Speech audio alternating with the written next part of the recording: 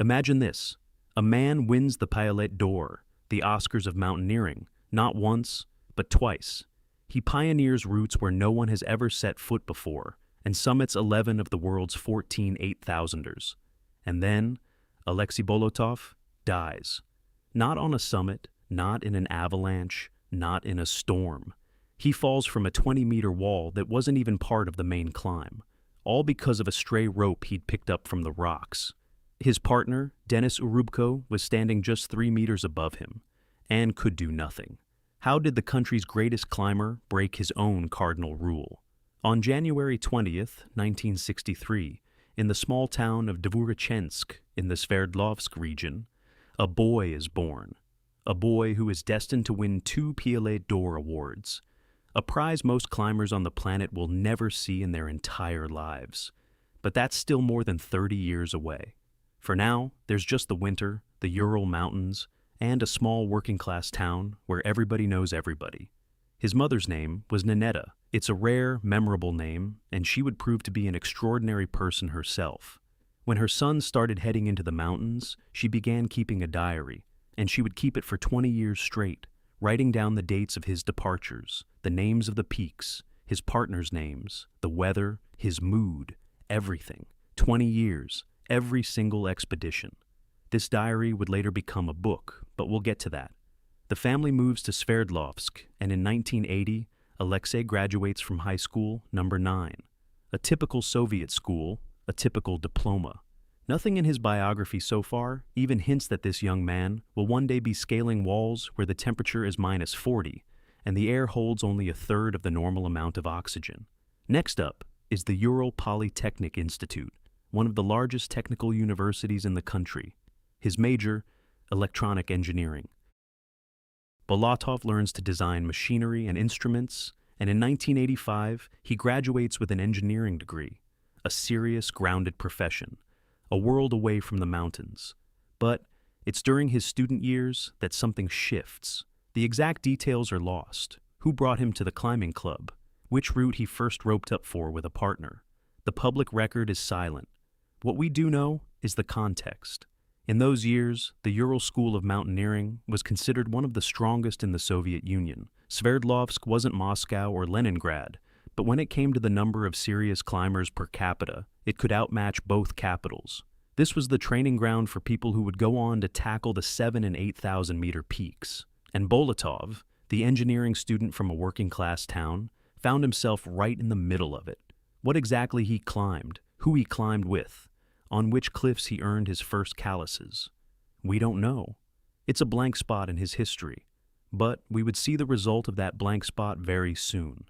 Just 2 years after graduating, he was already at the pinnacle of Soviet mountaineering. The year is 1987. Bolotov is 24, and he's already the champion of the USSR in mountaineering. To understand just how insane that is, you have to picture the scale.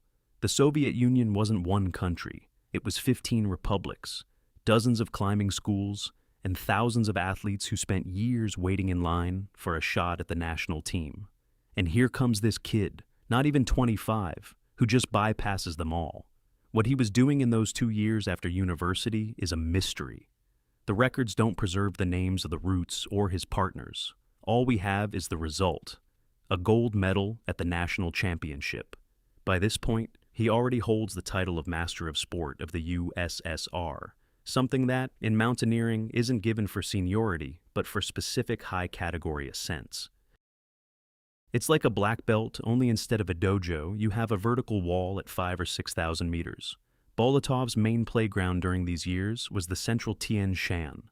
It's a mountain system at the junction of Kyrgyzstan, Kazakhstan, and China, and its 2 main beasts are Khan Tengri and Peak Pobedi. Khan Tengri is 7,010 meters, a beautiful marble pyramid that glows orange at sunset. Peak Pobedi, at 7,439 meters, is a completely different story. A long, vicious ridge with brutal winds, a place where people get lost in the whiteout and sometimes don't come back. Soviet climbers trained here because the Himalayas were closed to them. No entry, no visas, no foreign currency. The Tian Shan was the Soviet Himalayas, a harsh home gym that forged an entire generation of the world's strongest climbers. In 1990, Bolotov takes another title, Champion of the Armed Forces. Army mountaineering in the Union was a separate caste, with its own selection system, its own training camps, its own standards of toughness. But again, which routes, which walls, in what weather? Nothing. Just a line on his resume. And then the Soviet Union collapses. 1991, 92, 93. The country where Bolotov became a champion ceases to exist. National teams are disbanded, funding is cut to zero, and sports facilities are either privatized or abandoned. Most climbers of his generation leave the sport during these years. Some go into business, some to construction sites, some just try to survive.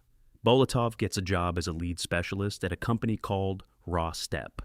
It's the only mention of his civilian work in his entire life.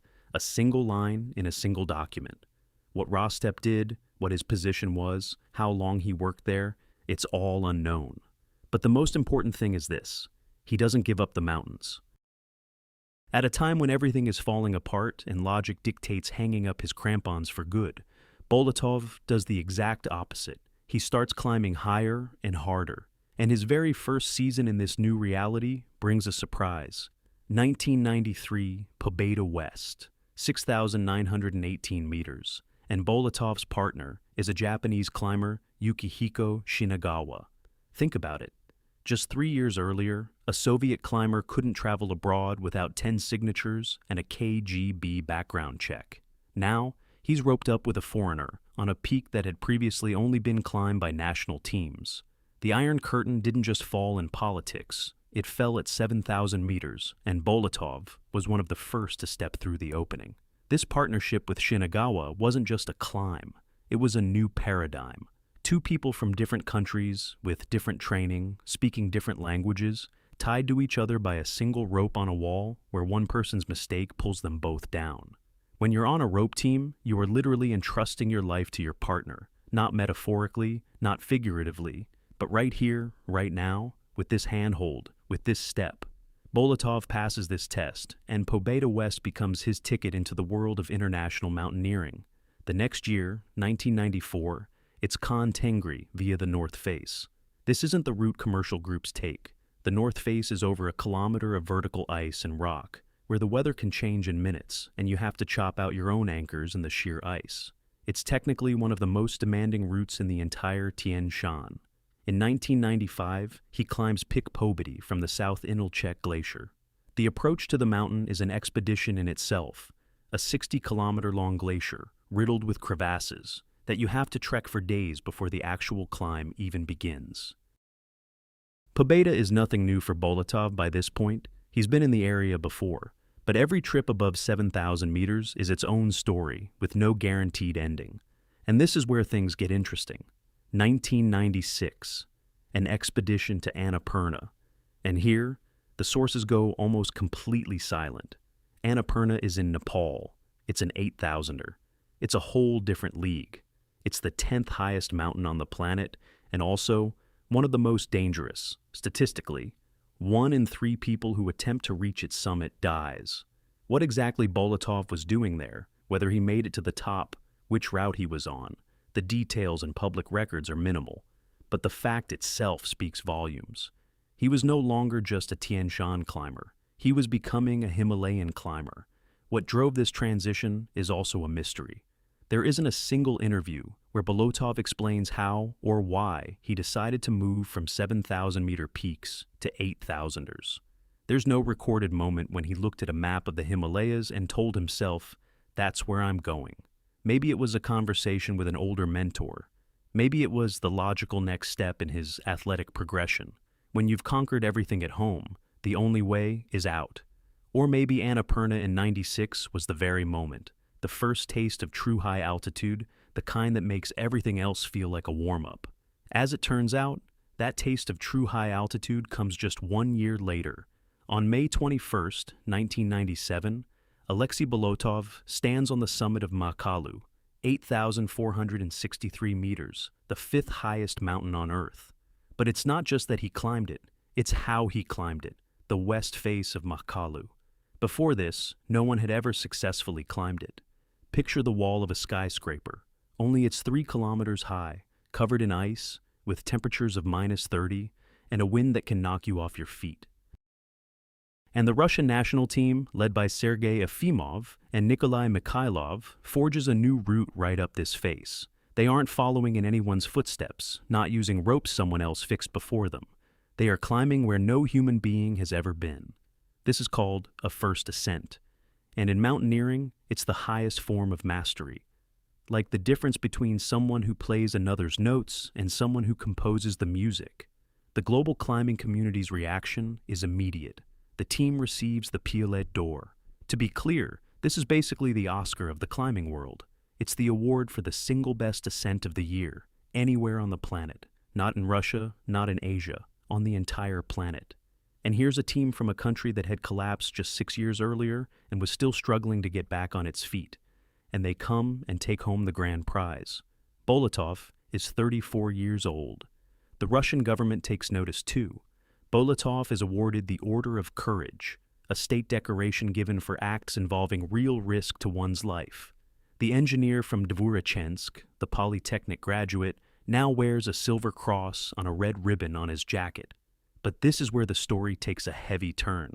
Makalu doesn't let everyone go. On the way down from the summit, the team loses 2 of its members, Salavat Khabibulin and Igor Bugachevsky. The mountain claims them on the way back, just when it seemed the hardest part was over, with only the descent ahead. It's one of the cruelest truths of high-altitude mountaineering. Most accidents don't happen on the way up, but on the way down. When your body has used up all its reserves, when your focus starts to fade, when you feel like the main job is already done. Khabibulin and Bugachevsky, both from Yekaterinburg, both from the same Ural climbing circle as Bolotov. They're buried back home in the Shirokorichinskoye Cemetery. Remember that place. 16 years later, Bolotov will be laid to rest beside them, the 2 men with whom he stood on the face of Makalu on the best and worst day of his life. Less than a year after Makalu, on May 18, 1998, Bolotov is standing on the summit of Everest, 8,848 meters, the highest point on the planet. The expedition leader is Evgeny Vinogradsky. It's a standard route with oxygen, the classic way via the South Col.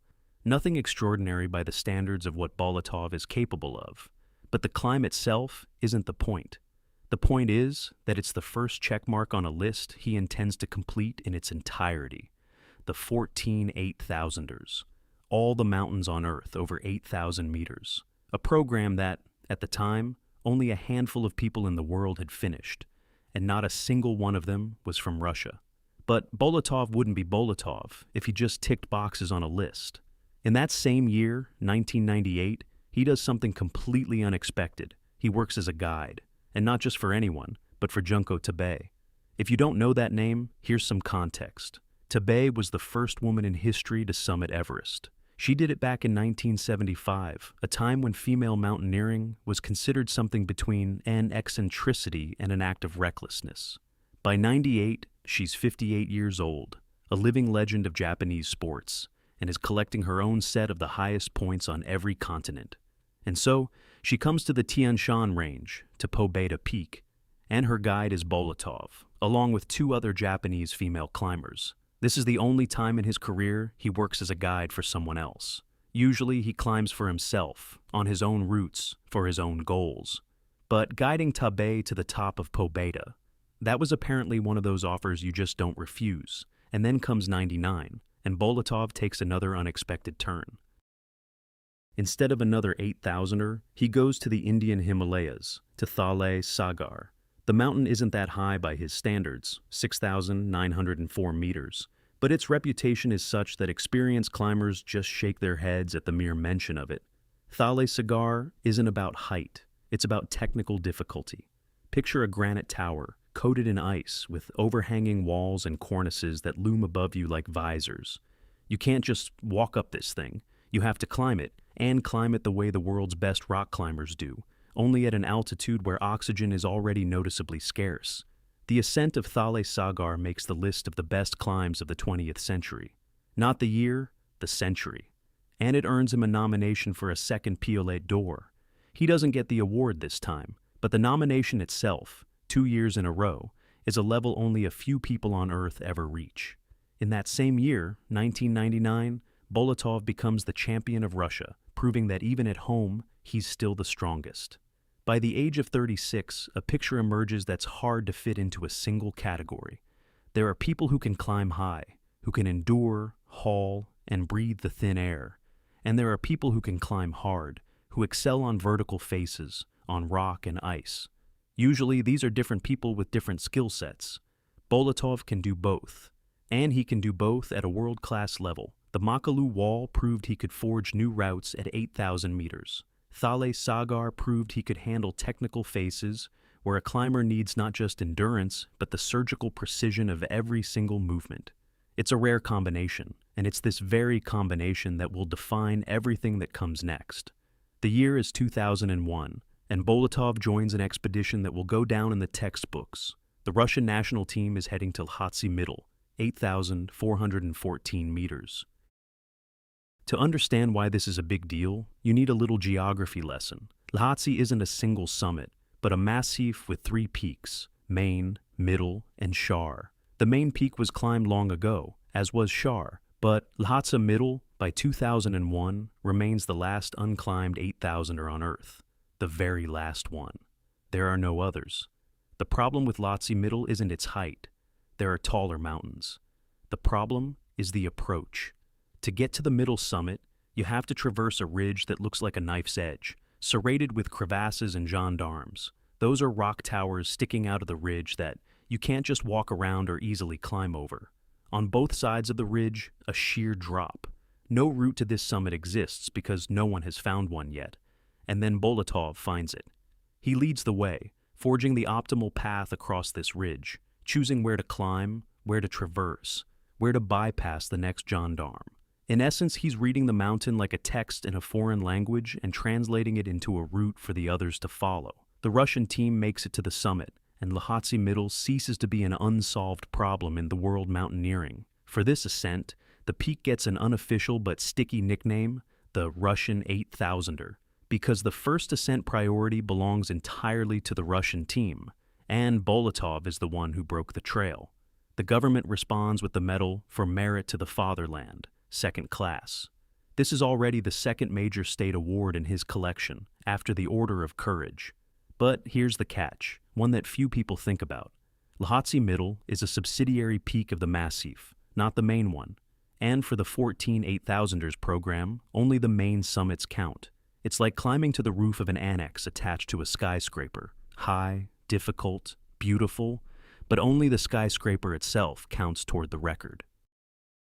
Lhotse Main, at 8,516 meters, stands right next door, literally a couple of kilometers along the ridge, but it's a separate climb, a separate expedition, a separate story. And Bolotov will never climb it. Not this year, not the next, not 10 years later.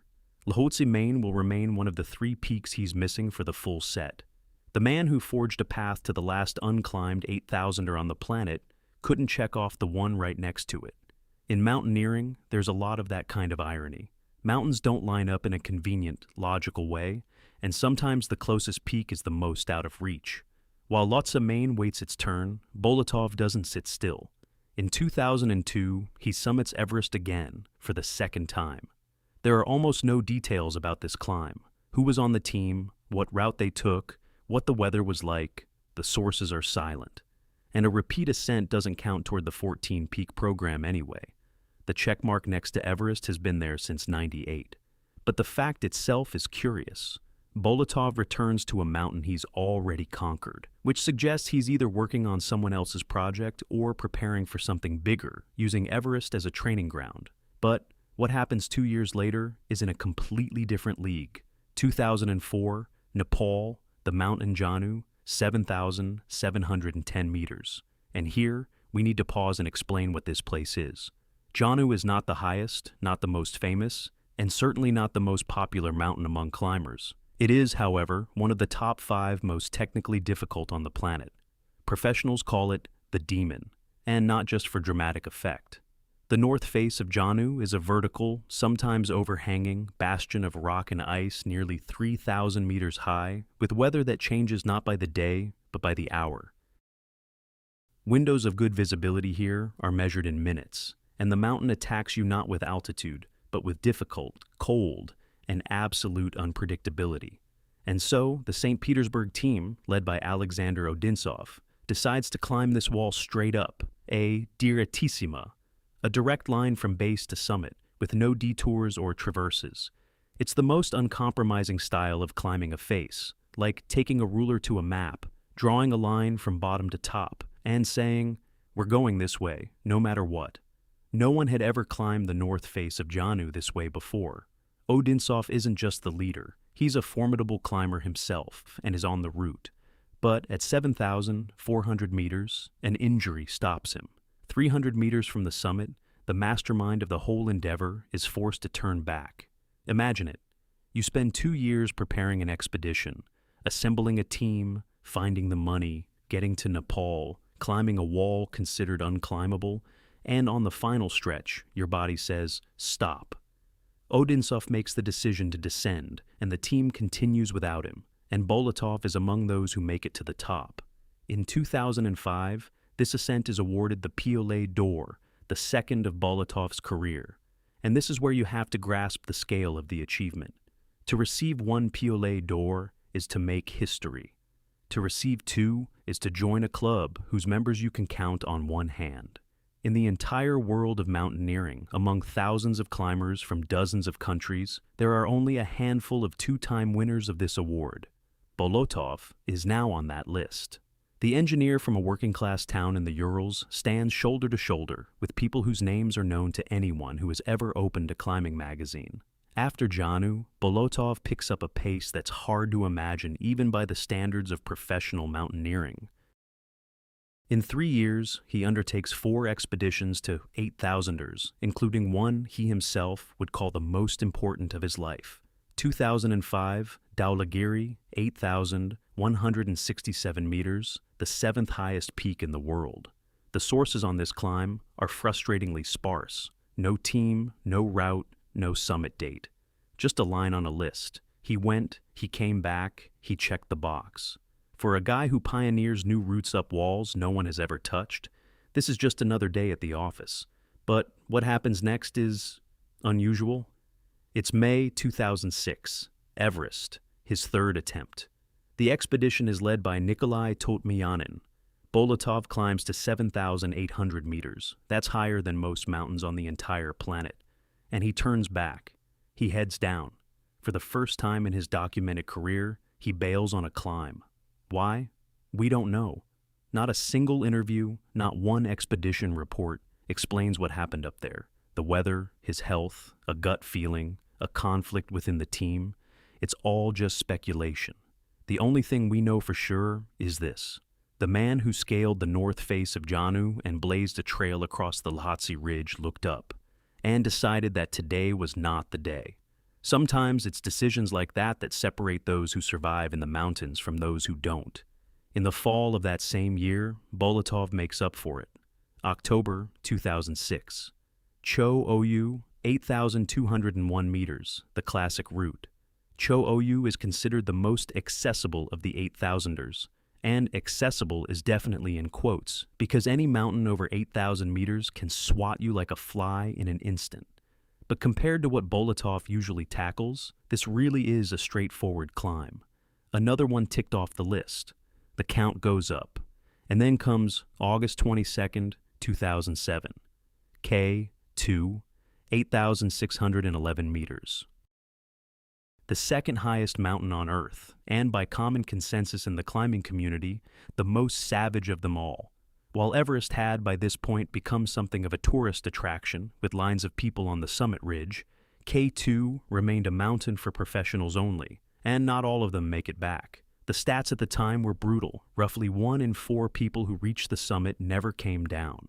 The expedition is led by Viktor Kozlov, and the goal isn't just to summit, it's to conquer the west face. No one had ever climbed it before.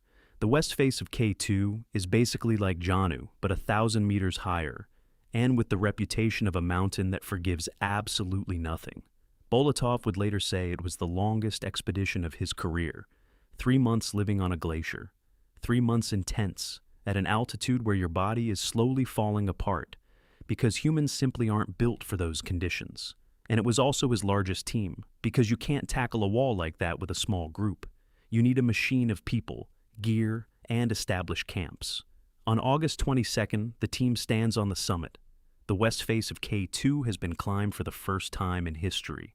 3 first ascents on the faces of 8,000ers in 10 years, Makalu, Lhotse Middle, and K2. Bolotov is doing something most climbers will never do even once in their lives, and he's doing it over and over, as if he's got some secret recipe no one else knows. The next season, 2008, starts like another leg in his marathon to tick off all the 8,000ers. It's an expedition led by Sergey Bogomolov to Annapurna in Nepal. Bolotov had been in this area back in '96, but there's virtually no record of that trip. This time, he returns with a concrete plan to bag 2 peaks in the Massif in a single push. On May 7th, Annapurna East at 8,029 meters. 12 days later, on May 19th, Annapurna Main at 8,091. 2 8,000ers in 2 weeks in the same mountain range, without ever returning to civilization in between. His body is running on fumes, but Bolotov keeps going. And this is where the expedition stops being about summits and becomes about a man at 7,400 meters who is in very, very bad shape. The Spanish climber, Iñaki Ochoa de Olza, one of Spain's best, with 12 8,000ers under his belt, is in trouble on the way down from Annapurna. His body is shutting down. At this altitude, there are no doctors, no hospitals, not even a proper trail. There's only snow, wind, and air so thin that every breath delivers just a third of the oxygen your body is used to. A rescue operation begins. And this isn't some small effort with a first aid kit. It's one of the largest rescue missions in the history of the Himalayas. For 4 days, climbers from all over the world abandon their own expeditions and work together to get Ochoa down the mountain. Bolotov is among them. Alongside him is Denis Urubko, a climber from Kazakhstan, whose fate would become intertwined with his 5 years later under very different circumstances. Bogomolov, the expedition leader, is there too. For 4 days, at an altitude where the body deteriorates with every passing hour, they try to save a man who can no longer walk on his own. They carry him, they feed him, they keep him warm, trying to give him any chance they can. But Annapurna doesn't let him go. Ochoa dies of exhaustion. His body just gives out. It runs out of the resources needed to keep living at an altitude where humans aren't meant to survive for more than a few hours. The rescue fails. But the attempt itself, 4 days of work in the death zone for a man you might have just met, is a story in its own right. It would later become the subject of the 2012 documentary, Pura Vida, The Ridge. And for his part in the rescue, Bolotov receives an award unlike any he'd had before, the Gold Medal for Sporting Merit from Navarre. Navarre is the autonomous community in Spain where Ochoa was from. The Spanish couldn't save their climber, but they never forgot those who tried. For Bolotov, Annapurna in 2008 isn't just another entry on a list. It's an expedition where the triumph of the summit and the tragedy of the failed rescue happen in the same place, over the same few days, with the same people. One moment, you're standing on top of the world, and the next, you're trying to hold on to someone's life as it slips through your fingers. After something like that, the quest for the 14 8,000ers starts to look a little different. But Bolotov doesn't stop. After Annapurna, he shifts into a mode that looks a lot like methodically paying off a debt. One mountain after another, season after season, like he's just checking items off a work plan. 2009, Manaslu, 8,163 meters, climbing with Sokolov and Duganov. 2010, Gasherbrum 1 and Gasherbrum 2, both in a single season. 2 peaks in the Karakoram, both over 8,000 meters on the same trip. That's like taking 2 final exams on the same day. It's possible, but it demands almost superhuman endurance and a perfect calculation of your energy. 2011, Broad Peak at 8,051 meters, and Kangchenjunga at 8,586. Kangchenjunga is the 3rd highest mountain on the planet, a place where every step above 8,000 meters is a lottery with impossible odds. By the middle of 2011, Bolotov has ticked off 11 of the 14 8,000ers. He has stood above 8,000 meters 14 times in his life, because he'd summited some of the mountains twice. Only 3 remain: Nanga Parbat, Shishapangma, and the main summit of Lhotse, right next to his Lhotse Middle, a prize that has remained out of reach for a decade. And this is where another character enters the story, or, more accurately, a rival. Sergei Bogomolov, the very same man who led the Annapurna expedition in 2008, has by this point summited 13 of the 14 8,000ers. 13. He's missing just one peak, K2, the same mountain Bolotov had already conquered via its untouched west face. Bogomolov is ahead in the count, but he's stuck on the final, most difficult hurdle. Bolotov is 2 mountains behind, but he's moving with steady, quiet confidence. The unspoken race to become the first Russian to summit all 14 is on. You won't read about it in the papers, but in the climbing community, everyone knows exactly what's at stake. In 2010, an incident occurs that says a lot about how Bolotov sees himself and his place in history. France is celebrating the 50th anniversary of the first ascent of Annapurna, the legendary 1950 climb, when Maurice Herzog and Louis Lachenal became the first humans in history to stand on top of an 8,000er. Climbers from all over the world are invited to the celebration, and Bolotov ends up being the sole representative from Russia. He meets Herzog, now a 90-year-old man who lost his fingers and toes on that very climb, and later calls him a great man, the greatest of all. Coming from Bolotov, a man not known for grand statements, this is exceptionally high praise. A description from Canadian climber Don Bowie, who was on an expedition with him around this time, captures how others saw him. Carved from hardwood. If he's suffering, you can't see it. At 44, he just radiates strength. Carved from hardwood. That's not a comment on his physique. It's a description of a man the mountains hadn't managed to wear down in over 20 years. A man with 3 peaks left to complete the set, who, by all accounts, fully intends to finish the job. But instead of just ticking off the last 3 peaks, Bolotov comes up with a plan that makes the Russian Mountaineering Federation raise its eyebrows.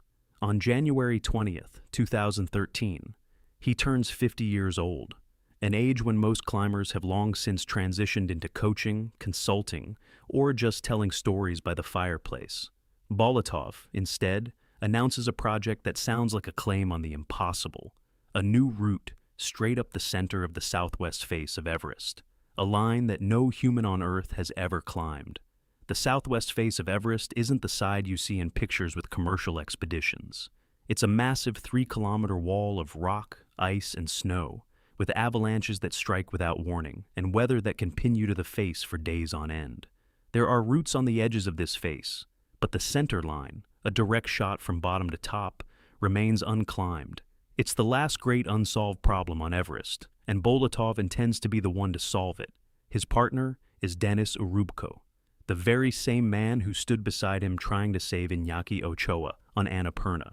By 2013, Urubko was one of the world's strongest high-altitude climbers. This is a man who'd summited all 14 of the 8,000ers, most of them without supplemental oxygen. You simply couldn't ask for a better partner for a project like this. But the craziest part wasn't the route, or even the wall itself. The craziest part was the style. Bolotov and Urubko were planning to climb in alpine style, and that means no fixing ropes in advance, no setting up intermediate camps, no hauling gear up and down for weeks. No supplemental oxygen. You breathe what little air there is, and at 8,000 meters, that's about a third of what you get at sea level. No communication with base camp. You go onto the face, you disappear for 6 days, and then you either show up on the summit or you don't show up at all. 2 men, 1 pack each, and a wall that no one had ever climbed. The Russian Mountaineering Federation issued a statement that sounded like both a compliment and a warning. No 2-man team has ever attempted Everest like this, let alone to forge a new route. Think about that. In 60 years of Everest ascents, thousands of expeditions, tens of thousands of attempts, no one had ever even tried to put up a new route as a team of 2. And Bolotov and Urubko were going to do it without oxygen, without camps, and without a radio. On March 14th, there was a press conference at the Komsomolskaya Pravda newspaper. The two climbers sat before a room of journalists, describing a plan that half the room thought was insane and the other half thought was genius. Urubko would later tell a Spanish magazine something that would be quoted for years. He'd admit that they both knew. They might not come back from this wall. This wasn't bravado. It was a calm statement of fact from a man who understood the arithmetic of what they were about to do. On March 20th, Bolotov and Urubko flew from Moscow to Nepal. Bolotov was 50 years old, with 2 months and exactly 0 days left until his retirement. Ahead of them lay a wall that no one had ever climbed. Mid-April, the Nepali side of Everest. Base camp at 5,300 meters. Bolotov and Urubko pitch their tents among dozens of other expeditions, but their mission has nothing in common with what their neighbors are doing. While commercial groups prepare to ascend the classic route, where Sherpas have fixed ropes from bottom to top, these two are staring at the southwest face, a giant triangle of rock and ice that, from down here, looks like a movie backdrop, a background for photos. In a month, they plan to climb into that backdrop. But first, acclimatization. The human body can't just show up at 5,000 meters and head for 9. It needs time to adapt, to produce more red blood cells, to learn to breathe deeper, to get used to the constant headache that is now your new normal. Bolotov and Urubko acclimatize on the standard southeast ridge route, climbing up, spending the night, coming down, then going up a little higher. They were sleeping at altitudes up to 8,000 meters, in what climbers call the death zone, because up there, the body doesn't recover. It just slowly breaks down.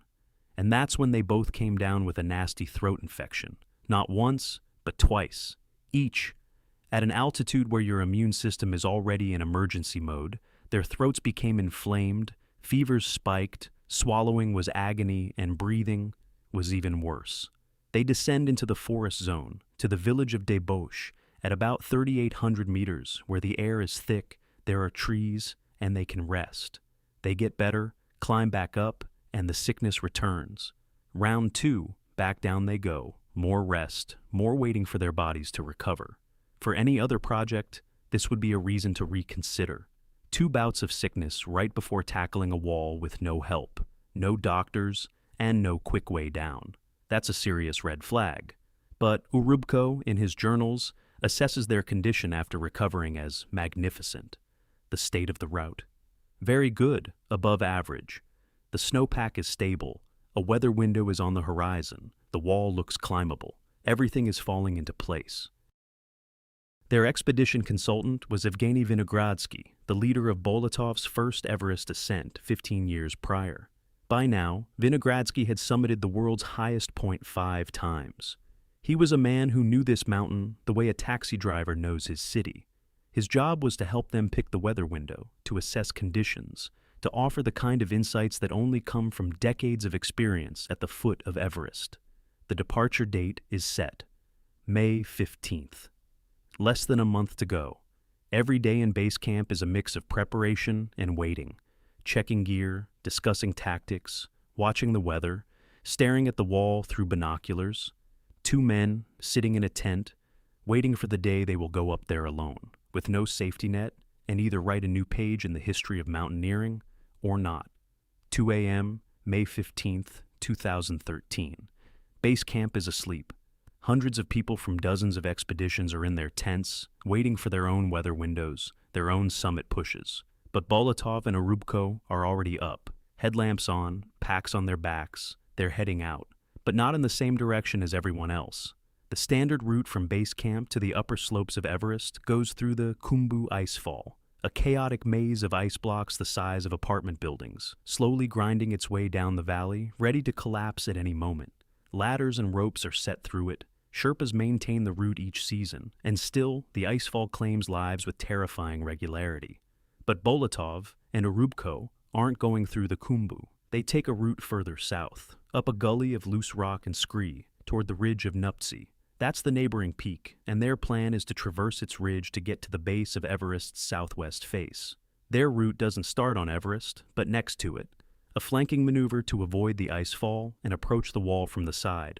Around 4 in the morning, they reach the ridge. The sky is beginning to lighten. Dawn at 6,000 meters isn't the soft orange glow you see from a window. It's a sharp white line on the horizon that floods everything with a light so intense the snow becomes blinding in minutes. Ahead of them are rock slabs at about a 45-degree angle, then a scree-covered ledge, a horizontal platform on the slope where they can walk instead of climb. And there, on that ledge, they find a rope, someone else's rope. It's just lying on the rocks, a twisted rope, the kind they call a koreka. No one knows who left it here. But one thing is certain, it's been here since at least 2010. 3 years. 3 years under a sun that, at this altitude, blasts everything it touches with ultraviolet radiation. 3 years under snow, getting wet, freezing, expanding, and tearing the fibers apart from the inside. 3 years of temperature swings from plus 20 Celsius in the sun to minus 30 at night. Some even think it wasn't a climbing rope at all, that it was an industrial cord someone hauled up here by mistake or out of desperation. Bolotov and Urubko pick it up. They take it with them. Around 5 a.m., they reach the end of the terrace. Next up is a steep 20-meter drop. Not a cliff, not a chasm, but steep enough that you can't just jump down. You need a rope to rappel, so they take out the koreka they just found and anchor it at the top. In an interview given long before this day, Bolotov said something that's now impossible to hear without getting chills. In the mountains, I don't trust anything that I haven't made or checked with my own hands. That was his rule, his principle, words he spoke on camera, calmly, like an obvious truth, like 2 + 2. Don't trust someone else's gear. Don't trust something you found. Don't trust a rope if you don't know how long it's been there or who fixed it. And now, he is tying a rope he found on a ledge 20 minutes ago to an anchor. A rope that is at least 3 years old. A rope he knows nothing about. Not the manufacturer, not the load rating, not the material. And he goes down first. Bolotov starts his descent using a munter hitch, a way of feeding the rope through a carabiner so that the friction slows you down. It's not a rappel device, not a figure 8, not a jumar, just a carabiner and a knot. It's an old, reliable method used when you don't have other gear handy or when the descent seems short and simple. 20 meters. That's about the height of a 5-story building. For a climber like Bolotov, who'd scaled 3,000-meter walls, it was nothing. But the rope is acting strangely. It's twisting badly. A twisted koreka rope starts to spin under load, coiling around its own axis, and every meter of descent adds another turn. The top end of the rope is anchored about 3 meters back from the edge of the ledge. This means the rope is running over a sharp rock edge, a stone lip that it's grinding against with every movement. The twisting motion intensifies the friction. The coils tighten. The rope saws back and forth across the rock, and every shift of his body below is another small cut into fibers that have already been rotting in the sun and ice for 3 years. Bolotov makes it about 10 meters down, halfway, and in that moment, the rope snaps. It doesn't come untied. It doesn't slip from the carabiner. It snaps. The frayed fibers, eaten away by UV rays and ice, can't take the load, and the rope breaks right at the rock edge, where the friction was at its peak. And Urubko, he's still up top. He isn't belaying Bolotov. He's in the middle of putting on his harness, the system of straps a climber has to buckle before clipping in. His hands are busy with buckles and webbing. He's not holding the rope, not on belay, not controlling his partner's descent. Bolotov is on the wall alone, and the only thing between him and the ground is a koreka of unknown age and origin. Urubko hears a cry. He looks up and sees a body falling. After about 30 meters, it disappears around a bend in the couloir, the rocky gully that drops away and curves out of sight, hiding everything below. 1 second Bolotov is there, the next, he's gone. Just an echo off the rocks. Urubko acts fast. He secures another rope to the anchor, his own, one he trusts, grabs the first aid kit, and starts to descend. He rappels down 45 meters. Bolotov is gone. Not on the face, not on the ledges, not in any crevice. Nowhere. He yells, calls out his name, listens to the silence. Nothing. The man had simply vanished into this rock gully, and from here, halfway up the wall, he was impossible to see or hear. Urubko climbs back up. He realizes he needs to search not here, but down below, at the base of the cliffs. He starts descending by a different roundabout route, and it takes time, navigating rocks, loose scree, and sections where you have to climb, not just walk. Around 6:30 in the morning, an hour and a half after the rope snapped, Urubko finds Alexey Bolotov's body at the foot of the rock face. The fall was about 300 meters. 300 meters? That's the height of the Eiffel Tower. Bolotov is dead. It had been 3.5 hours since they left the base camp. 3.5 hours ago, two men were walking side by side in the darkness, with 6 days on the wall ahead of them and a new route to the highest point on the planet. Now, one of them lay at the foot of the cliffs, and the other stood beside him, helpless. Around 7:30, Urubko makes his way down to base camp. He reports what happened to the management of Cho Oyu Trekking, the company handling the expedition's logistics, and to the Nepalese liaison officer. The project, meant to go down in mountaineering history as the greatest climb of the century, was over. It ended on the 4th hour of the very first day, at an altitude of roughly 6,000 meters, on a section that wasn't even part of the main route. For the entire day of May 15th, Alexey Bolotov's body remains where Urubko found it. Recovering him is impossible. The weather has closed in on the valley, and the helicopter can't get up there. Clouds, wind, zero visibility. The mountains decide when you can fly and when you can't. And on this day, they said no. The man who had spent 30 years in the mountains spends his last night among the rocks, at altitude, completely alone, while down in base camp, dozens of people wait for a break in the sky. Urubko doesn't leave. He could have. Technically, the expedition was over. His partner was gone. There was nothing left to stay for. But he stays, and he flatly refuses any attempts to continue the ascent. Not solo, not with another team, not on a different route. No way. The project is closed. The only thing keeping him on the Nepalese side of Everest now is the need to recover the body. On May 16th, the weather gives them a window. At the controls of the helicopter are Italian pilots Simone Moro and Maurizio Follini. Moro isn't just a pilot. He's one of the world's most famous mountaineers himself. For him, this isn't just another flight. It's personal. On the ground, he's met by Urubko, a Sherpa named Lakpa, and Argentinian climber Damian Benegas. The four of them work together on the slope, preparing the body for evacuation, securing it, and loading it into the helicopter.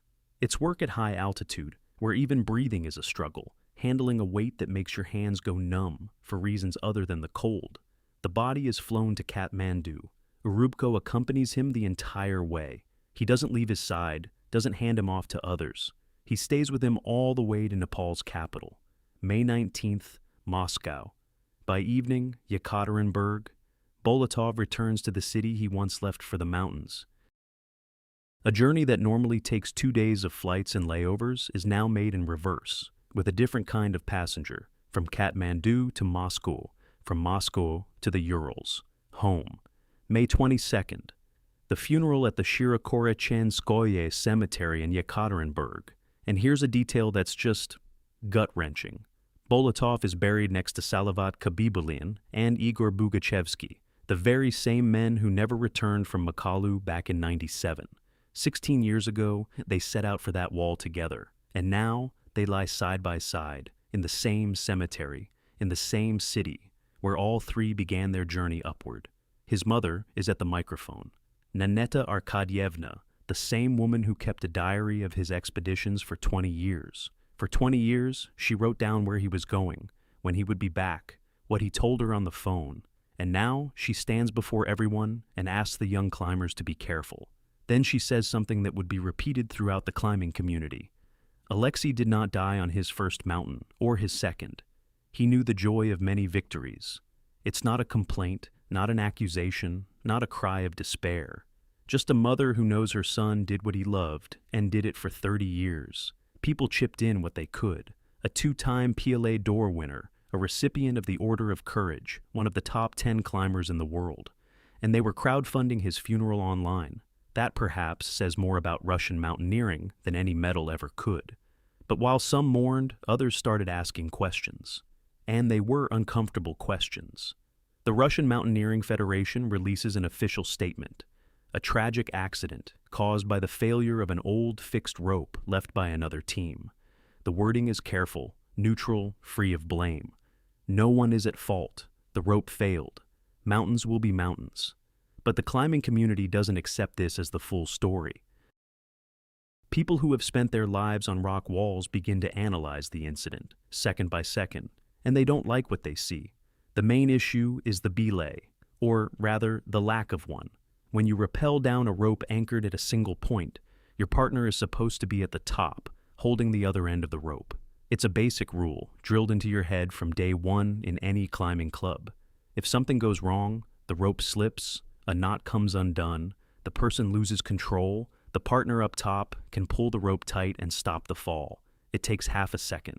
But at the moment Bolotov fell, Urubko wasn't belaying him. He was putting on his harness. His hands were busy with straps and buckles, not the rope.